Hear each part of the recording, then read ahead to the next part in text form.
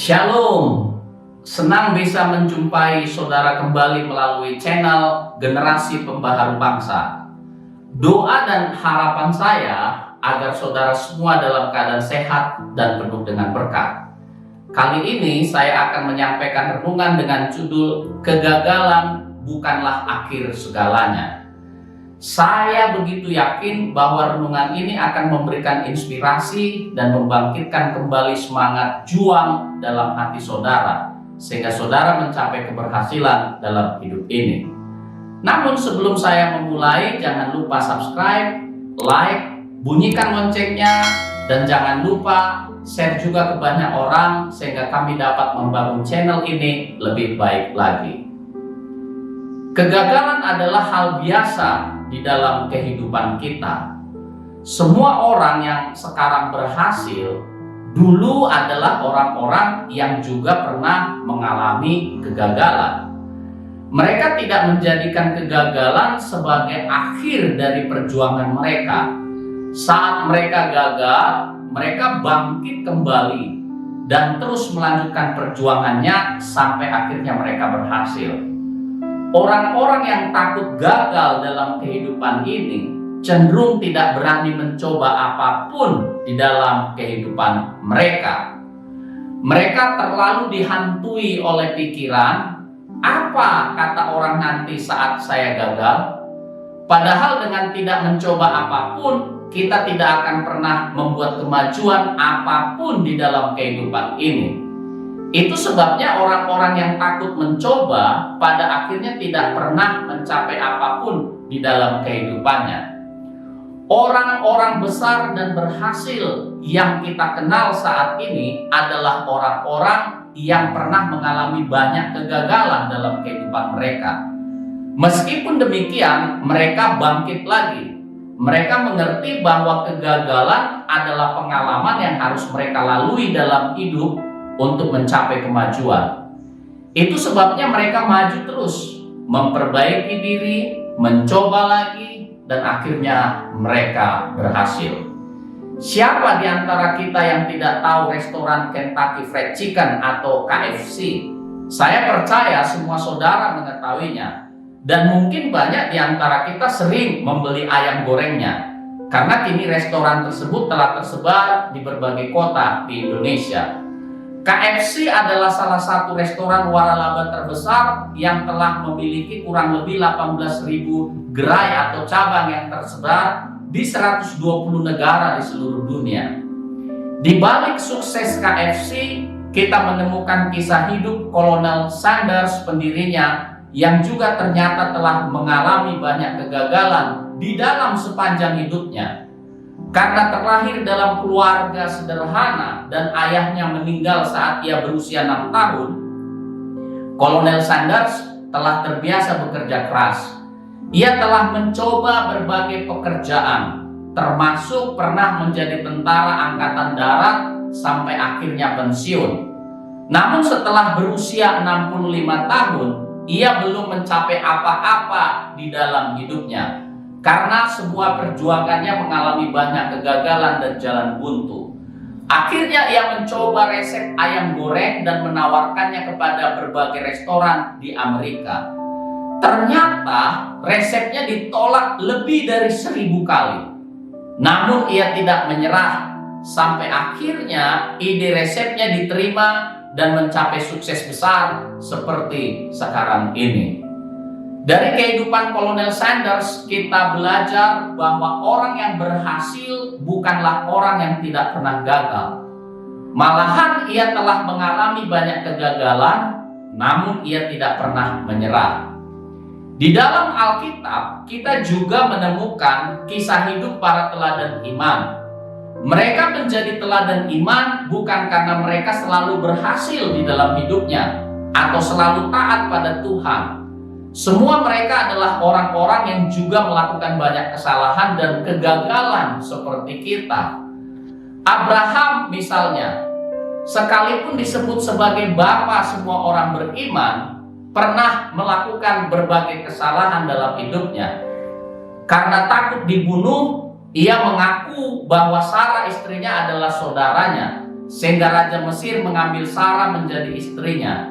Untunglah Allah intervensi sehingga Raja Mesir dicegah dari berbuat dosa terhadap Sarah, dan akhirnya Sarah dikembalikan kepada Abraham. Abraham juga pernah tidak sabar menantikan janji Tuhan, sehingga ia mengambil Hagar budaknya menjadi istrinya yang kemudian melahirkan Ismail. Dan kemudian hari kelahiran Ismail ternyata menimbulkan lebih banyak kesukaran dalam hidup dan keluarga Abraham. Namun Abraham tidak terus berdiam dalam kesalahan dan kegagalannya. Ia maju terus dalam iman. Demikian juga Raja Daud. Ia bukanlah orang yang sempurna. Ia juga sama seperti kita, punya banyak kelemahan dan kegagalan. Berulang kali ia jatuh dalam dosa seperti berzina, membunuh, tidak tegas terhadap anak-anaknya, dan sombong. Hanya Daud tidak tenggelam di dalam kesalahan-kesalahan dan kegagalan-kegagalannya. Ia bangkit kembali, ia mengakui dosa-dosanya dan bertobat sehingga hidupnya diperbaharui. Musa juga pernah gagal dalam usahanya untuk membebaskan orang Israel dari perbudakan Mesir. Akhirnya ia melarikan diri ke Midian. Setelah 40 tahun di sana, Tuhan menampakkan diri kepada Musa. Tuhan menyuruh Musa untuk kembali ke Mesir dan membebaskan Israel dari perbudakan Mesir. Dan kali ini Musa berhasil. Mengapa Tuhan mengizinkan kita mengalami berbagai kegagalan sebelum akhirnya ia membuat kita berhasil? Paling tidak ada 2 pelajaran rohani yang dapat kita pelajari dari kegagalan-kegagalan kita. Pelajaran yang pertama, bahwa melalui kegagalan kita diingatkan bahwa ternyata tanpa Tuhan kita tidak dapat berbuat apa-apa. Setelah Musa dididik dengan segala hikmat dan pengetahuan Mesir, ia merasa telah mempunyai segala yang ia perlukan untuk membebaskan Israel dari perbudakan Mesir. Ternyata ia salah. Di kemudian hari Musa belajar bahwa keberhasilan dicapai bukan dengan hikmat, kepintaran, atau kekuatan manusia, tetapi hanya oleh campur tangan Tuhan saja.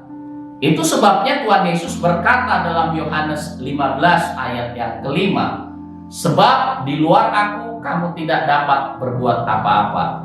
Kegagalan sering dipakai Tuhan untuk menghancurkan kesombongan-kesombongan kita, supaya kita belajar untuk berserah dan bersandar pada Tuhan. Dalam kemahakuasaannya, sebenarnya Tuhan dapat mencegah kita dari kegagalan-kegagalan. Namun mengapa Tuhan tidak melakukan hal itu? Saya percaya karena kadangkala kegagalan-kegagalan adalah cara yang paling ampuh untuk memberikan pelajaran-pelajaran rohani yang penting di dalam kehidupan ini, yang mana pelajaran tersebut tidak dapat kita cerna bila kita tidak mengalami kegagalan. Seandainya Tuhan tidak mengizinkan kita mengalami kegagalan, mungkin kita telah menjadi sombong dan dimabukkan oleh anggur keras kesuksesan. Pelajaran yang kedua yang kita bisa dapat dari kegagalan, bahwa melalui kegagalan kita sadar bahwa kita tidak boleh memaksakan diri untuk terus mengikuti rencana-rencana kita sendiri dalam hidup ini. Amsal 19 ayat 21 berkata, banyaklah rancangan di dalam hati manusia, tetapi keputusan Tuhanlah yang terlaksana. Bisa jadi Tuhan mengizinkan proyek-proyek dan rencana-rencana kita gagal karena Tuhan ingin menunjukkan kepada kita bahwa itu bukanlah rencananya bagi kita. Jadi dengan kegagalan itu ia ingin membelokkan kita kepada rencananya, karena hanya rencananya yang akan berhasil. Karena itu berbahagialah saudara yang diizinkan Tuhan mengalami kegagalan saat ini. Jangan putus asa dan jangan pula menyerah. Anggaplah kegagalan itu sebagai cara Tuhan untuk menarik perhatian saudara, supaya saudara tidak mengandalkan diri sendiri. Jadikanlah kegagalan itu sebagai kesempatan untuk merendahkan diri dan sungguh-sungguh mencari apa rencana Tuhan dalam hidup saudara. Bila saudara dengan sungguh-sungguh melakukannya, Tuhan berjanji akan menampakkan dirinya kepada saudara dan menyingkapkan kepada saudara apa rencananya dalam hidupmu. Setelah itu, bangkitlah dan raihlah keberhasilan bersama Tuhan. Tuhan Yesus memberkati. Amin.